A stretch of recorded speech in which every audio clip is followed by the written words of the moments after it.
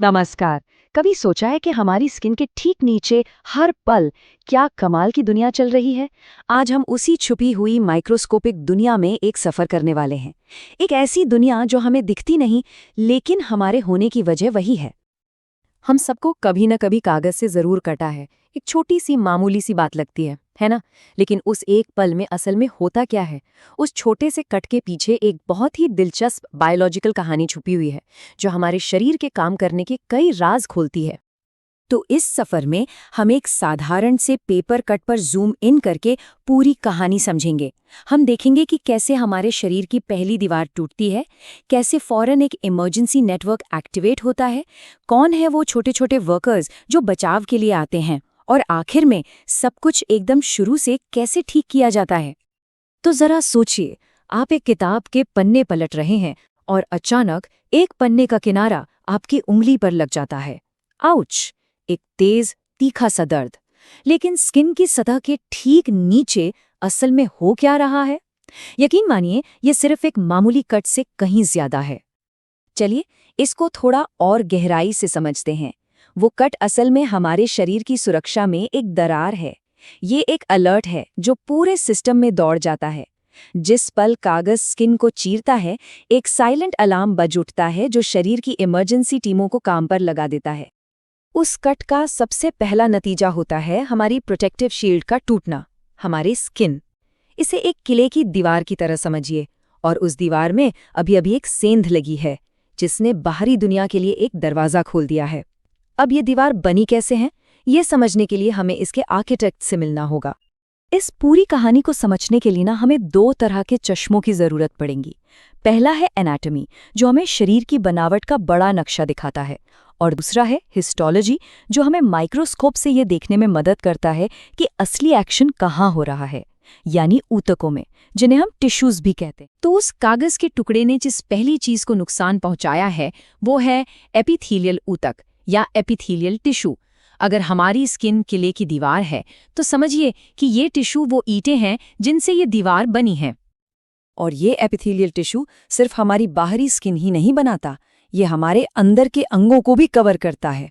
इसका मेन काम है प्रोटेक्शन देना, चीज़ों को सोखना और कुछ चीज़ें छोड़ना।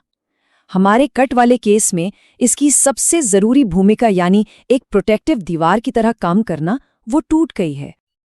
अब इसकी बनावट पर जरा गौर कीजिए। इसके सेल्स यानी कोशिकाएं बहुत टाइटली पैक्ड होती हैं, जो एक मजबूत दीवार बनाती हैं। और यहाँ एक बहुत मजेदार बात है, ये अवैस्कुलर होता है, मतलब इसमें सीधी ब्लड सप्लाई नहीं होती। और यही वजह है कि कागज से लगे एक हल्के कट से अक्सर फौरन खून नहीं निकलता। क्या कमाल का डिजाइन है ना? ठीक है, तो दीवार टूट गई है। अब देखते हैं कि शरीर का कम्युनिकेशन और एक्शन सिस्टम कैसे मिलीसेकंड्स में जाग जाता है। ये एक बहुत ही तेज और जबरदस्त कोऑर्डिनेटेड रिस्पॉन्स होता है। पहली चीज जो हम महसूस करते हैं वो है दर्द। लेकिन ये दर्द कोई जादू नहीं है, ये असल में एक इलेक्ट्रिकल सिग्नल है, एक अर्जेंट मैसेज जो एक खास नेटवर्क के जरिए हमारे दिमाग तक जाता है और कहता है, अरे यहाँ नीचे कुछ गड़बड़ है, ध्यान दो। और उस इलेक्ट्रिकल सिग्नल को ले जाने वाला मैसेंजर है न्यूरॉन। जैसे ही कागज स्किन को काटता है, ये उंगली में मौजूद नर्वस टिश्यू के न्यूरॉन्स को एक्टिवेट कर देता है, जो बिजली की रफ्तार से दिमाग तक दर्द का मैसेज पहुंचाते हैं। दर्द महसूस होने के ठीक बाद हम क्या करते हैं? हम झट से अपना हाथ पीछे खींच लेते हैं। ये एक रिफ्लेक्स एक्शन है, एक सुपरफास्ट सेल्फ प्रोटेक्शन का तरीका। और ये जो रिएक्शन है ना, ये एक बिल्कुल अलग तरह का टिश्यू करवाता है। यहाँ पर असली हीरो है स्केलेटल मसल। इन 3 तरह की मसल्स में से सिर्फ यही एक है जिसे हम अपनी मर्जी से कंट्रोल करते हैं। ये हमारी हड्डियों से जुड़ी होती है और हमें हिलने डुलने में मदद करती है। और इस केस में इसी ने हमारे हाथ को 1 सेकंड से भी कम समय में खतरे से दूर खींच लिया।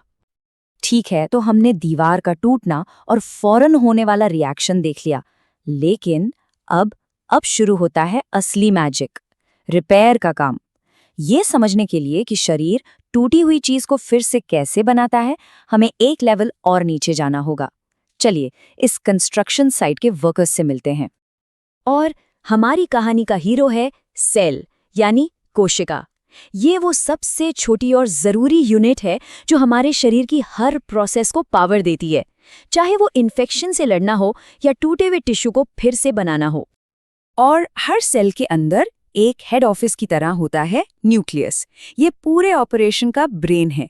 इसके अंदर डीएनए के रूप में सारे इंस्ट्रक्शंस मौजूद होते हैं और रिपेयर का सारा काम यहीं से कंट्रोल किया जाएगा। लेकिन किसी भी कंस्ट्रक्शन के लिए एनर्जी तो चाहिए, बहुत सारी एनर्जी। यहीं पे काम आते हैं माइटोकॉन्ड्रिया, जो सेल के पावर प्लांट हैं। ये इस मुश्किल काम के लिए फ्यूल यानी एटीपी सप्लाई करते हैं। तो न्यूक्लियस से ऑर्डर मिल गया, माइटोकॉन्ड्रिया से एनर्जी मिल गई, अब राइबोसोम अपने काम पर लग जाते हैं। ये प्रोटीन बनाने वाली फैक्ट्रियां हैं जो नई स्किन बनाने के लिए असली मॉलिक्यूलर ईंटें तैयार करती हैं। और भाई हर कंस्ट्रक्शन साइट पर मलबा तो होता ही है। लाइसोसोम्स हैं हमारी क्लीनिंग टीम। ये डैमेज हुए सेल्स और बाकी कचरे को साफ करते हैं ताकि नई बिल्डिंग के लिए जगह बन सके। अब जब हम सारे हीरोज को जान गए हैं, टिश्यूज, न्यूरॉन्स और सेल्स अपनी पूरी टीम के साथ, तो आइए देखते हैं कि ये सब मिलकर ग्रैंड फिनाले के लिए कैसे एक साथ काम करते हैं। अब देखते हैं कि ये उस दरार को कैसे भरते हैं जो कागज ने बनाई थी। और ये रहा पूरा प्रोसेस एक्शन में। सबसे पहले दरार, एपिथेलियल टिश्यू टूट गया। फौरन बाद इमरजेंसी रिस्पॉन्स, नर्वस टिश्यू से अलार्म और मसल का हाथ पीछे खींचना। फिर असली काम शुरू होता है। न्यूक्लियस के ऑर्डर पर हेल्दी सेल्स डिवाइड होना शुरू कर देते हैं और आखिर में रिपेयर। नए एपिथेलियल सेल्स उस खाली जगह को भर देते हैं और दीवार फिर से पहले जैसी हो जाती है। एक परफेक्ट टीम वर्क। तो अगली बार जब आपको कागज से कट लगे तो याद रखिएगा, ये सिर्फ एक छोटी सी चोट नहीं है। ये आपके शरीर के शानदार आर्किटेक्चर का एक लाइव डेमो है। डिफेंस, कम्युनिकेशन और रिकंस्ट्रक्शन का एक माइक्रोस्कोपिक ड्रामा, जिसमें अरबों सेल्स एक साथ काम करते हैं सिर्फ आपको सुरक्षित रखने के लिए। और ये हमें एक आखिरी सवाल पर ले आता है। अगर इतना बड़ा और कॉम्प्लेक्स ब्रह्मांड एक मामूली से पेपर कट के अंदर चल रहा है, तो सोचिए ठीक इस वक्त हमारे अंदर और कौन-कौन से अदृश्य चमत्कार हो रहे होंगे। इस एनाटॉमी को समझना असल में अपने ही वजूद के रहस्य को समझना है।